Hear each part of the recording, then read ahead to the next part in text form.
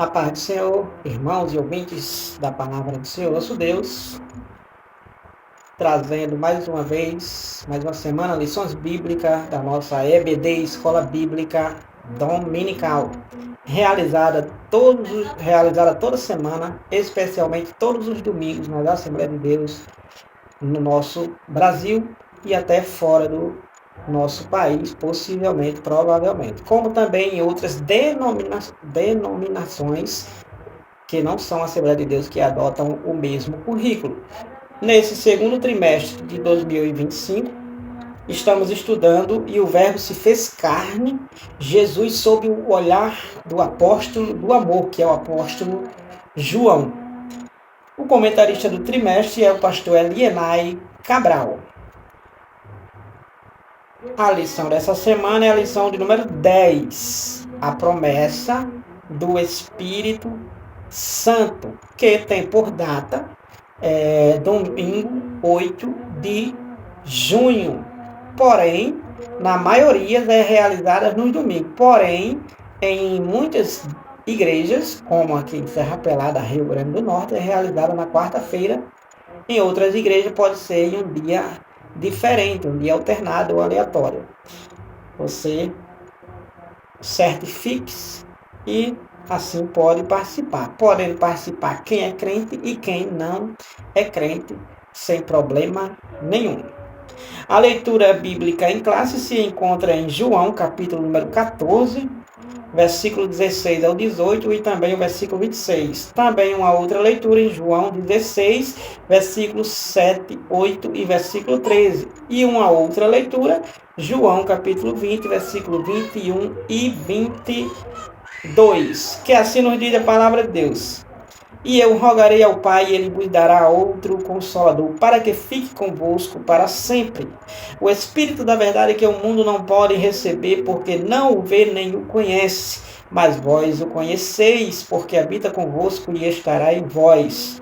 Não vos deixarei órfãos, voltarei para vós. Mas aquele Consolador, o Espírito Santo, que o Pai enviará em meu nome, vos ensinará todas as coisas e vos fará lembrar de tudo quanto vos tenho dito.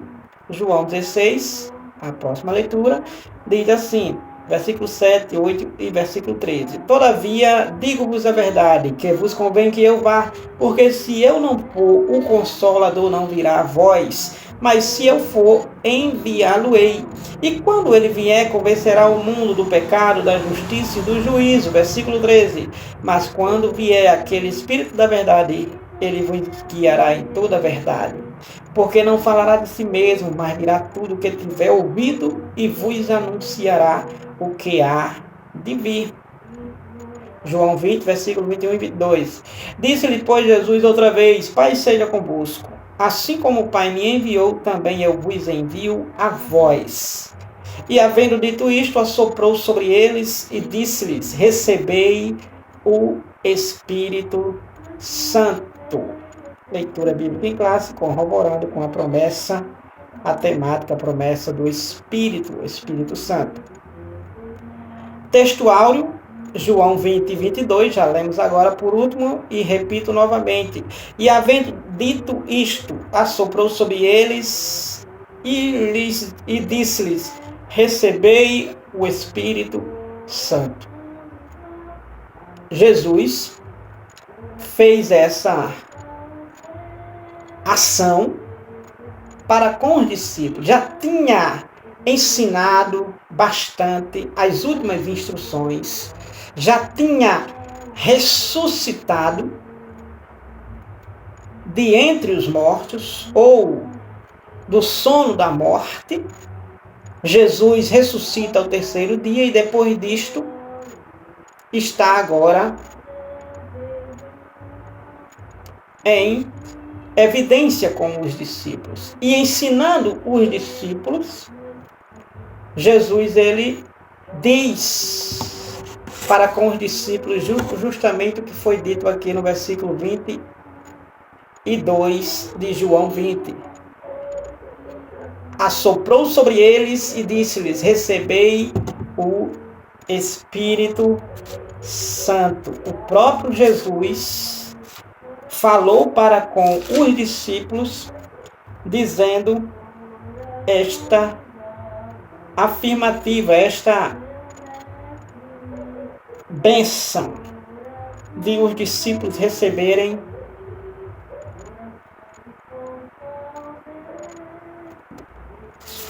o Espírito Santo através do próprio Senhor Jesus.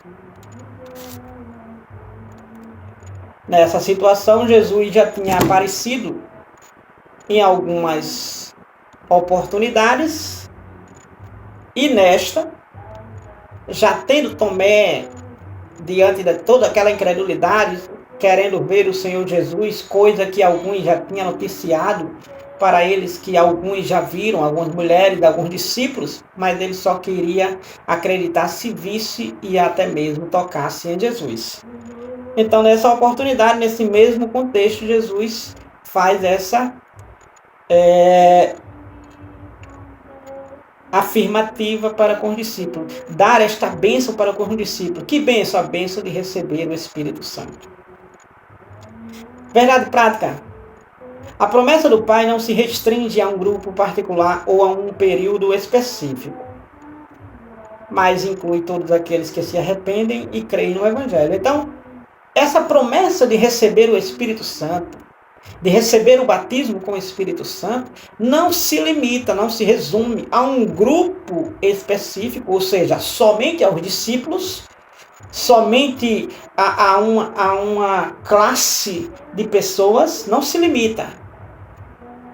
Nem até mesmo a um período específico, ou seja, só foi para aquele momento quando os discípulos estavam presentes com o Senhor Jesus, ou quando a igreja primitiva, depois da ascensão de Jesus, recebe também de igual modo. E ali ficou restrito, e ali ficou limitado, e ali não aconteceu ou ocorreu mais. Não se limita a um grupo específico ou a um período específico. Mas essa promessa, ela abrange a todo ou qualquer um que crer no Evangelho, que crer no Senhor Jesus e crer nessa promessa. Então, essa promessa, ela diz respeito a todos quanto creem no Evangelho. Pedro, em Atos dos Apóstolos, capítulo número 3, e versículo número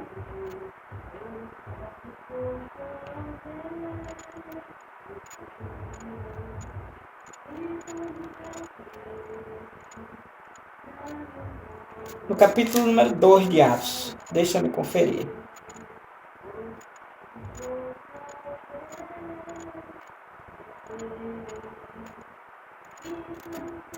(2 e 39) de Atos dos Apóstolos diz assim: porque a promessa vos diz respeito a vós, a vossos filhos e a todos os que estão longe, a tantos quanto Deus nosso Senhor chamar. Então, essa promessa do Espírito Santo, o batismo com o Espírito Santo, essa bênção do Espírito Santo ser agora atuante, ser um revestimento na vida de uma pessoa, é equivalente a todos quantos creem verdadeiramente e se arrependem verdadeiramente, crendo em Cristo Jesus nosso Senhor. Partindo já para os tópicos devidamente, no tópico número 1 nós temos a promessa do Pai. Que promessa do Pai? A promessa de Deus relacionada ao Espírito Santo.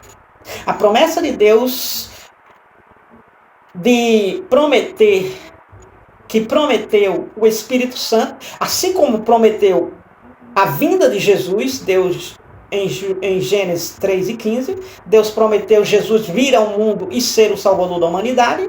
Assim também Deus prometeu o Espírito Santo vir e atuar na vida de todos aqueles que creem, conforme Joel capítulo 2, versículos 28 a seguir. Subtópico número 1, do tópico número 1, a promessa do Pai: Jesus enviará o Consolador. Olha, Jesus enviará o Consolador.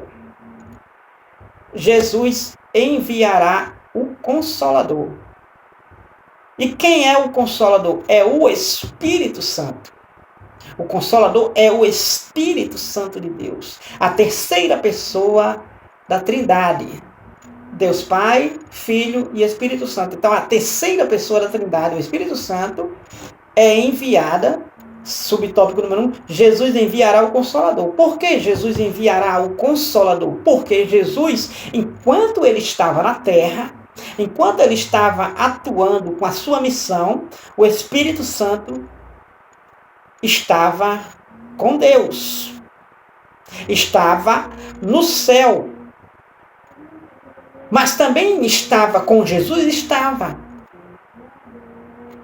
Assim também como estava com os profetas, com os sacerdotes e com os reis no antigo pacto. Mas quando Jesus morre, ressuscita e vai para o céu, então quando Jesus vai para o céu, então agora já pode o Espírito Santo vir para substituir Jesus, para ficar fazendo a obra da regeneração, a obra da salvação, que foi verdadeiramente feita pelo Senhor Jesus, mas agora continuaria através do Espírito Santo. Então, o Espírito Santo, conforme o subtópico número 1, Jesus enviará o Consolador. Por quê? Porque o Espírito Santo só podia vir quando Jesus fosse.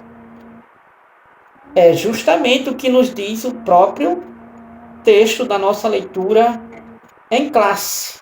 Versículo número 16 de João 14 diz assim: Jesus que disse: "E eu rogarei o Pai, e ele vos dará outro Consolador para que fique convosco para sempre, o Espírito Santo, o Espírito da verdade", versículo 17, "que o mundo não pode receber porque não vê nem o conhece, mas vós o conheceis porque habita convosco e estará em vós.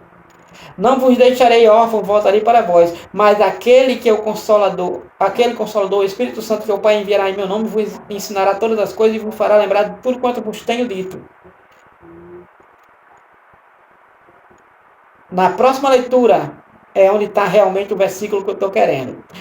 João 16, versículo número 7. "Todavia digo-vos a verdade, que vos convém que eu vá." Ou seja, enquanto Jesus não fosse, não regressasse, não retornasse para o céu, o Espírito Santo não poderia vir para atuar permanente com os seus discípulos ou aqueles que creem no Senhor Jesus.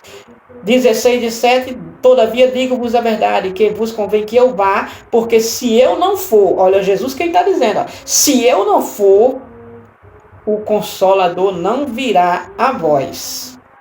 O Espírito Santo não virá a vós. Não virá a vós, ou seja, não habitará em vós, não estará convosco para sempre, como em João 14 nos fala. Mas se eu for, Jesus diz, "mas se eu for para o céu, de onde eu vim, enviá-lo-ei." Enviá-lo-ei o quê? O Espírito Santo. Se eu for, eu vou enviar o Consolador. E detalhe, não é que exatamente dependia unicamente de Jesus. Olha que ele diz no próprio texto, João 14, versículo número 7, 16, na verdade, que ele iria rogar ao Pai que enviasse o Espírito Santo. Mas para que isso pudesse acontecer, Jesus deveria terminar a sua obra, concluir a sua obra e retornar para o céu e rogar a Deus, o Pai, que envia o Consolador para habitar com os discípulos e aqueles que creem verdadeiramente no Evangelho ou na obra vicária do Senhor Jesus Cristo, o nosso Salvador.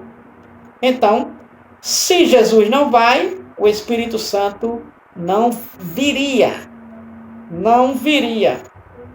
E o Espírito Santo é o que convence o ser humano do pecado, do erro, da imundícia, da impureza. Conscientiza o ser humano de verdadeiramente se aproximar de Deus através de uma aceitação a Cristo. É o Espírito Santo quem faz essa obra. O Consolador. Subtópico número 2, o Consolador. E quem é o Consolador que propriamente Jesus fala? O Consolador é o Espírito Santo. Ele consola verdadeiramente. A palavra grega traduzida como Consolador, que é o Espírito Santo, o Consolador, a palavra grega para Consolador é Paracletos. Paracletos, cujo significado refere-se a alguém chamado para ajudar, encorajar, interceder por outra pessoa. Então, quem é o Espírito Santo que estaria substituindo Jesus aqui na terra? É o Consolador. Quem é esse Consolador? É alguém que verdadeiramente é chamado, é convocado para auxiliar a uma pessoa ou às pessoas que creem no Evangelho, encorajando-a, intercedendo por elas, ajudando elas em quê? No que for necessário.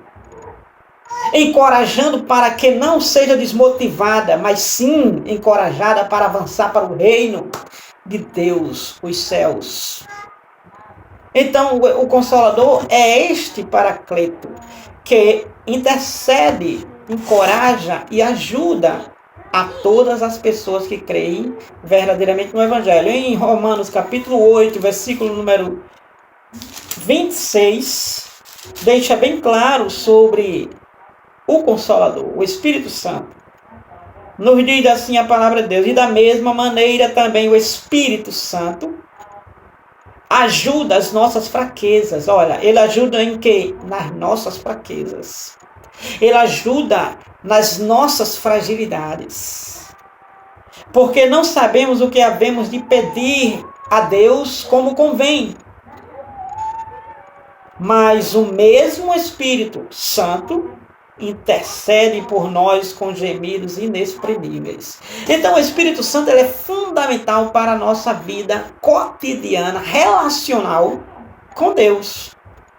Ele é fundamental para a nossa vida espiritual estar verdadeiramente bem consolidada, bem firme com o Senhor nosso Deus. Sem o Espírito Santo não tem como ter uma vida firme, não tem como ter uma vida verdadeiramente pautada, centrada na vontade de Deus.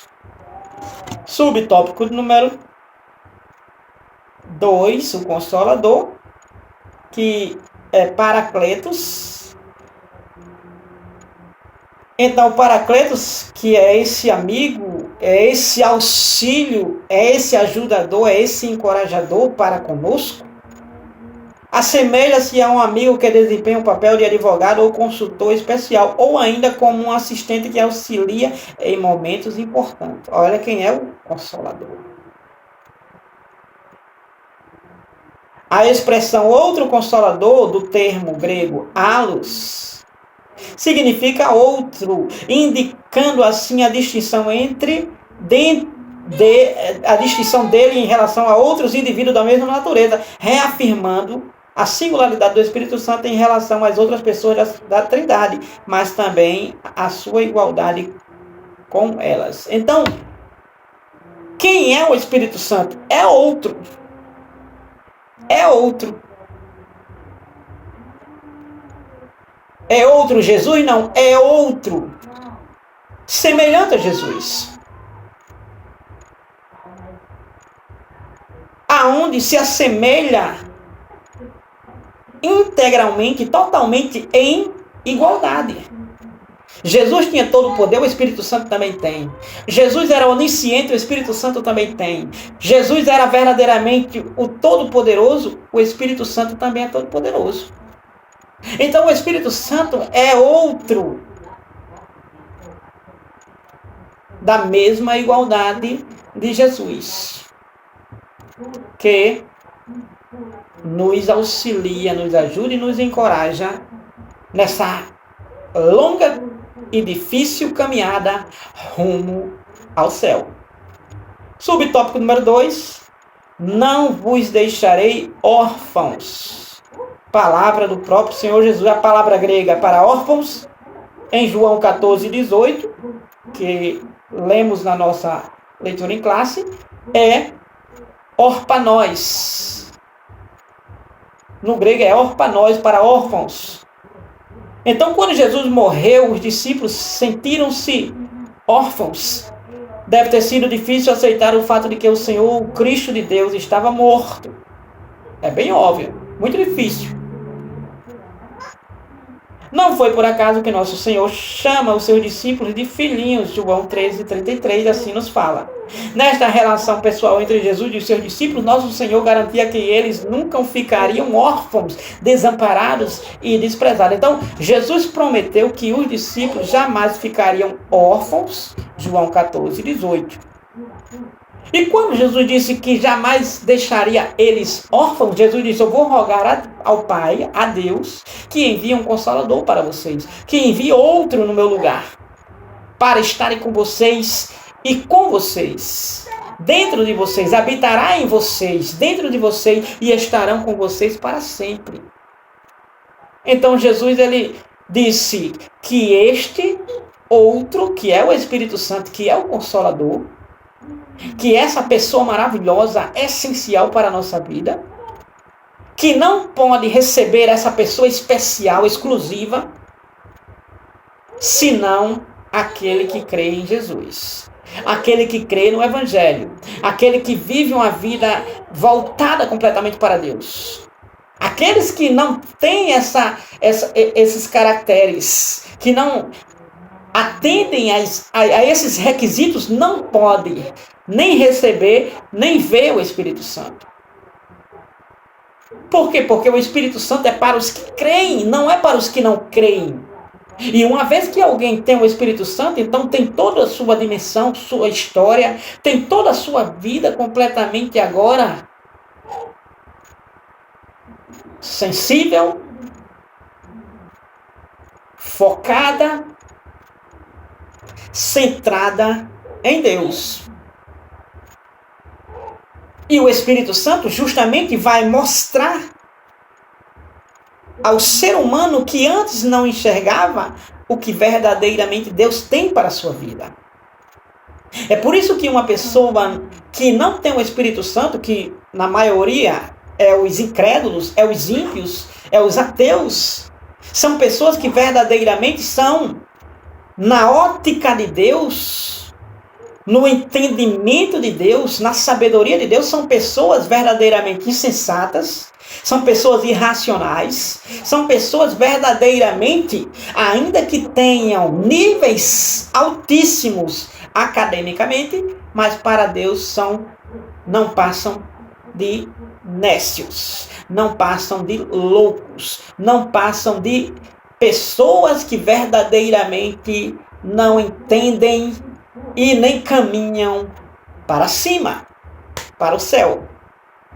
É por isso que o Espírito Santo tem toda essa radicalidade, promove toda essa radicalidade na vida daquele que verdadeiramente se volta para o Senhor e Salvador Jesus.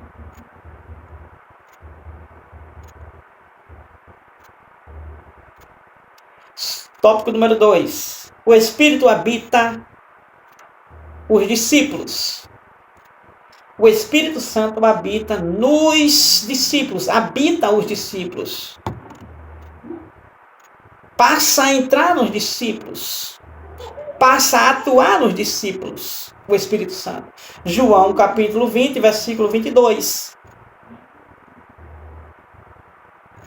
Que em João 20, versículo 22... nós podemos encontrarmos que verdadeiramente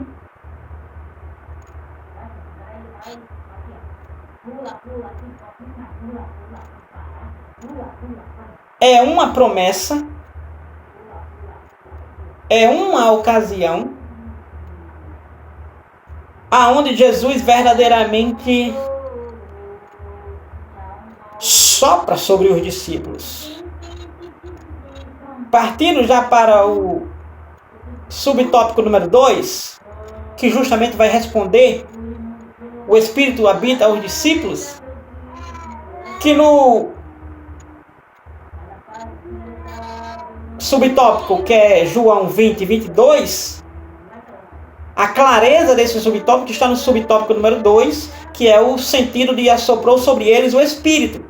E o sentido de assoprou sobre eles o Espírito, baseado em João 20 e 22, sugere que o Espírito Santo foi soprado para trazer nova vida, indicando uma perspectiva de regeneração dos discípulos como uma obra do Espírito ocorrida antes do dia de Pentecostes. Então, 20 e 22, Jesus soprou sobre os discípulos o Espírito Santo, é uma definição de que verdadeiramente Jesus estava trazendo nova vida para com os discípulos. Que nova vida é essa? Uma perspectiva, uma situação, uma ação de regeneração para com os discípulos, com uma obra do Espírito Santo trabalhando já na vida dos discípulos antes do dia de Pentecostes. Que é uma situação ainda diferente, mas que os discípulos experimentaram muito antes essa ação. Quando Jesus, antes de ir para os céus, voltar para Deus, Jesus diz: recebei o Espírito Santo, 20 e 22 de João. Jesus soprou sobre os discípulos e os discípulos receberam este Espírito Santo. O Espírito Santo habitou sobre os discípulos e trouxe mudança para a vida deles. Você pode perceber Pedro, você pode perceber os discípulos encorajados, os discípulos verdadeiramente com uma coragem destemida de arriscarem suas próprias vidas em prol do Mestre, em prol do Senhor Jesus. Por quê? Porque receberam a nova vida, receberam verdadeiramente o encorajamento, a ajuda do Espírito Santo, a intercessão do Espírito Santo. Os discípulos receberam essa pessoa do Espírito Santo sobre eles. Ainda sobre esse 20 e 22, soprou sobre eles o Espírito, ou dizendo sobre receber o Espírito Santo, subtópico número 3, um episódio anterior ao Pentecoste, que foi justamente, que episódio foi esse? Jesus soprando sobre os discípulos. Jesus soprando nos discípulos o Espírito Santo. O Espírito Santo. Por quê? Porque os discípulos, eles precisavam de um revestimento. Eles precisavam de uma força maior. E que força maior era esta? Olha, enquanto Jesus estava com eles, era Jesus quem resolvia tudo. Mas agora Jesus voltaria para o céu. Lembra daquela situação que Jesus, um pai levou um filho para os discípulos expulsar um demônio da vida daquele menino, daquele jovem, e não puderam? E de repente o pai foi reclamar ao Senhor Jesus e o pai disse: trazei o menino a mim. E Jesus deixou bem claro: até quando eu estarei convosco? Ou seja, eu não vou estar com vocês sempre, não. A minha missão aqui é temporária e vocês vão continuar aqui. Porém, eu voltarei para o Pai. Então é isto. O Espírito Santo é aquele que estaria com eles para verdadeiramente dar a sabedoria necessária, dar o ensinamento necessário, a revelação necessária, o encorajamento necessário para que eles pudessem obrar a obra que Jesus confiou a eles. Idem e preguem, ensinem, mas também curem, expulsem demônios. Foi o que Jesus disse para com os discípulos. E os discípulos, para fazer isto, precisavam do Espírito Santo. Por isso que Jesus, antes do Pentecostes, soprou sobre eles o Espírito Santo. Eu poderia dizer que Jesus deu uma porção para com os discípulos.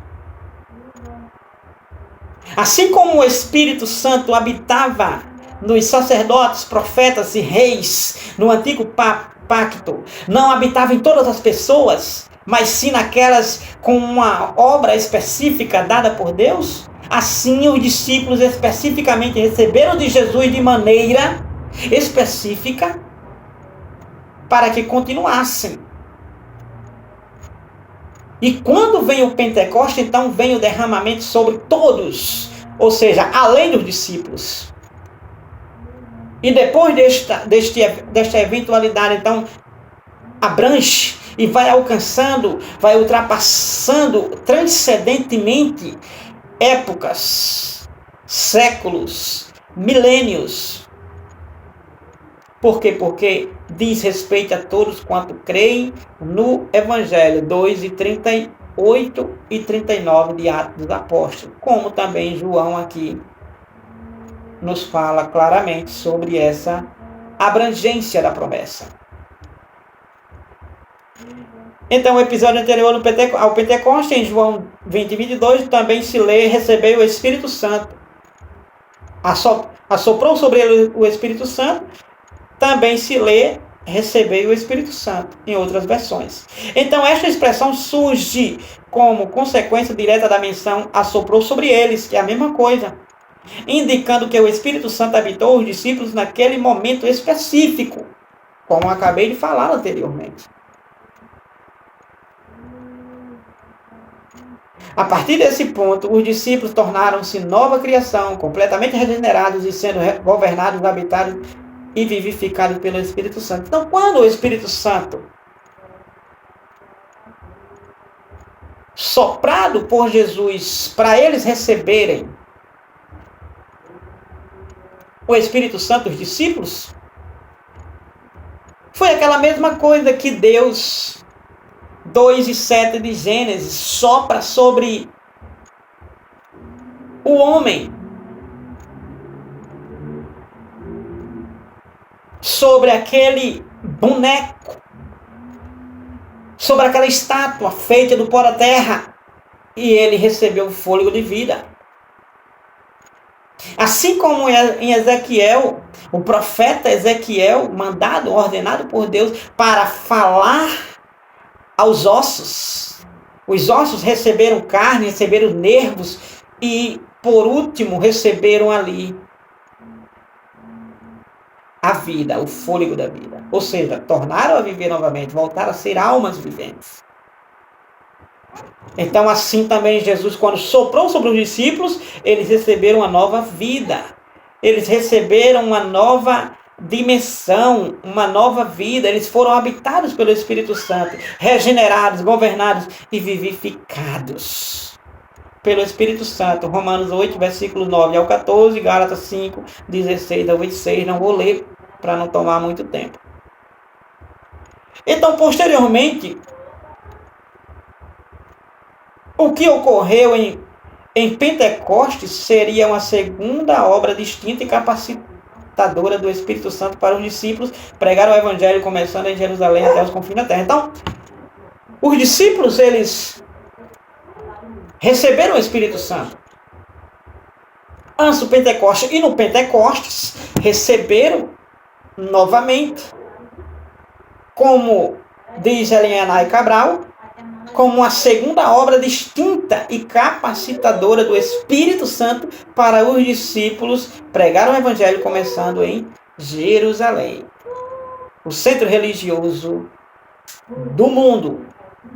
Atos 1:8, como Jesus propriamente diz. Tópico número 3. A promessa do Pai no dia de Pentecostes. Subtópico número 1. De repente.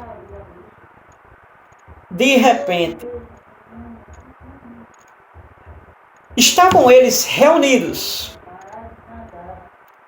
Estavam eles sentados. Aí a Bíblia diz: de repente veio um vento forte. Encheu o ambiente, o cenáculo. E de repente foram vistas por eles, pousando sobre eles, línguas repartidas como que de fogo sobre a cabeça deles, sobre eles. que era ali o revestimento de poder, o Espírito Santo descendo sobre eles de maneira extraordinária.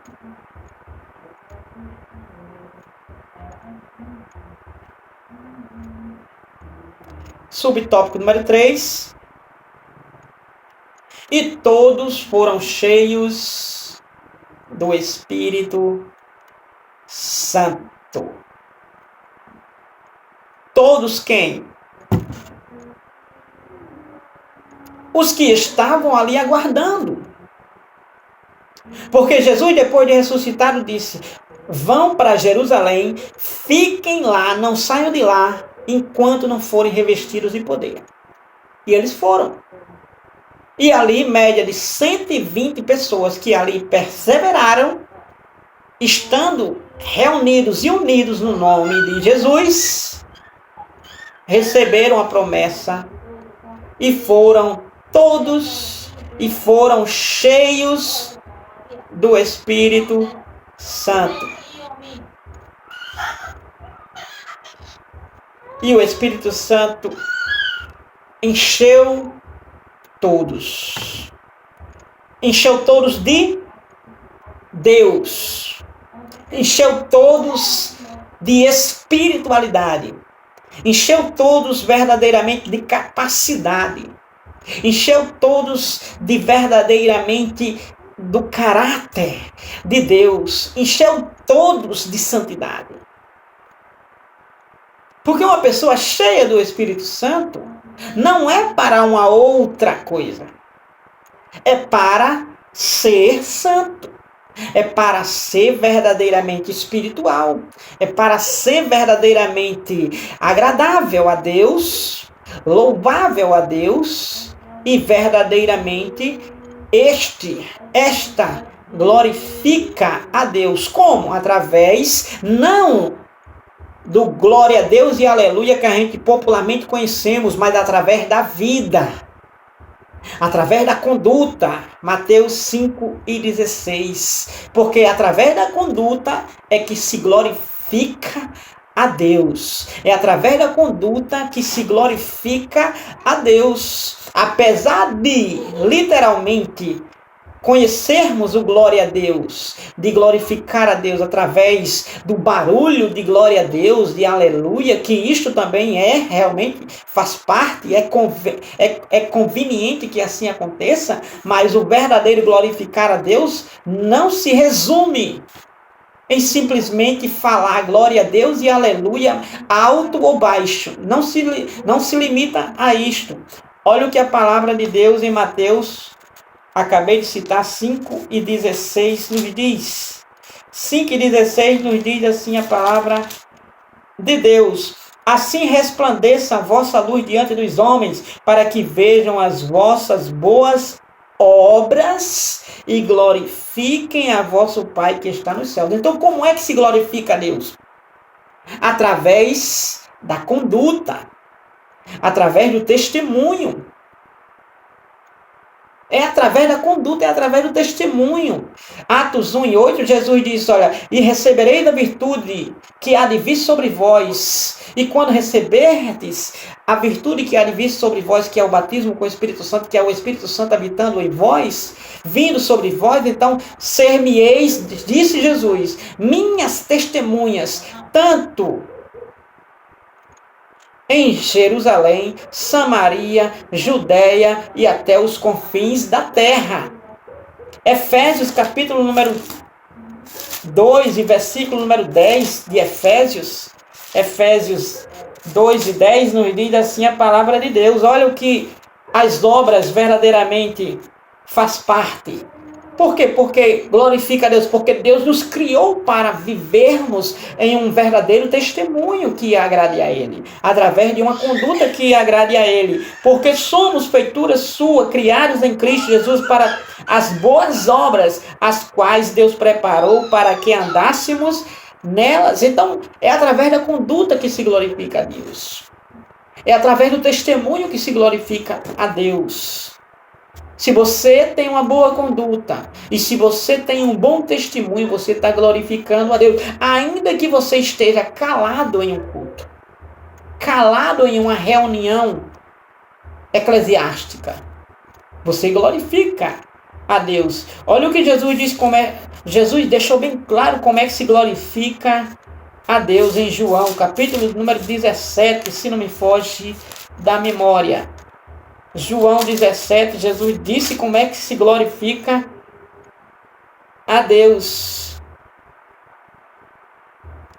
Não sei se vou encontrar essa. João capítulo 17, isso mesmo. João capítulo 17, versículo número 4, diz assim: Eu glorifiquei-te na terra, Jesus dizendo para com Deus, eu glorifiquei-te na terra, tendo consumado a obra que me deste a fazer. E agora glorifica-me tu, ó Pai, junto a ti mesmo, com aquela glória que tinha contigo antes que o mundo existisse. Então, como é que se glorifica a Deus? Se glorifica a Deus fazendo a vontade de Deus. Não é simplesmente dizendo glória a Deus e aleluia. Não é simplesmente passando 2 horas dando glória a Deus e aleluia. É fazendo a vontade de Deus. João 17 e 4. Então todos foram cheios do Espírito Santo. E uma pessoa cheia do Espírito Santo glorifica a Deus. Como? Fazendo a vontade de Deus.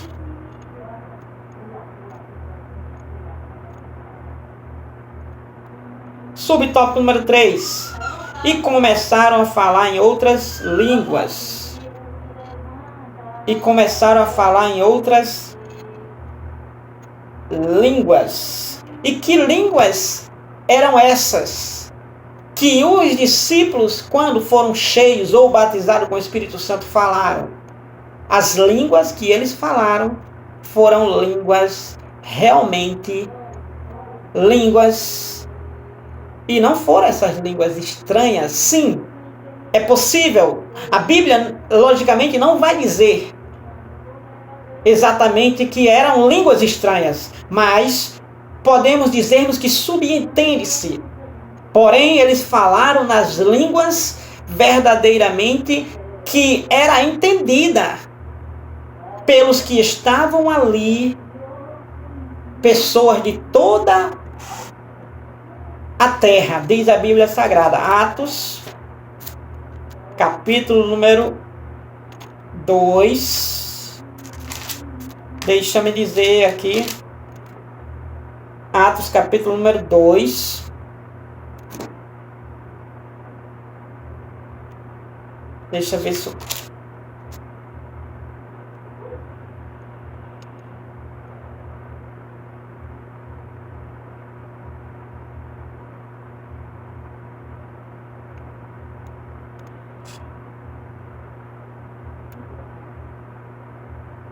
Dois e 4 diz, essa parte do 4 diz assim: E todos foram cheios do Espírito Santo e começaram a falar em outras línguas, conforme o Espírito Santo lhes concedia que falassem.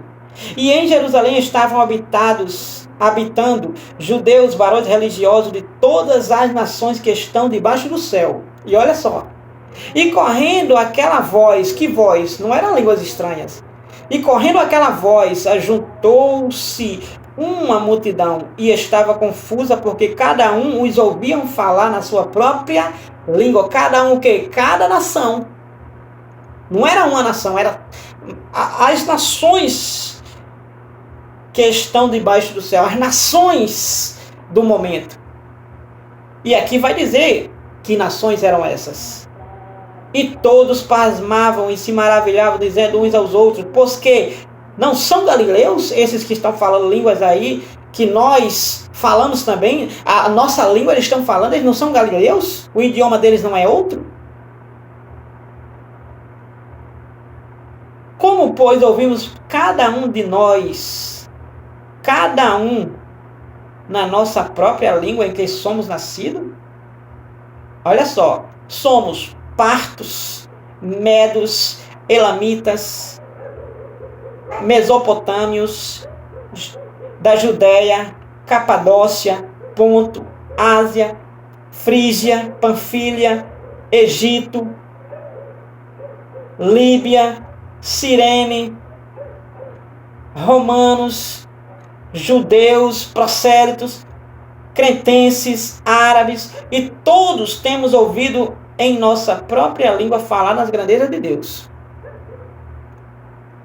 Então essas outras línguas eram línguas, realmente eram idiomas.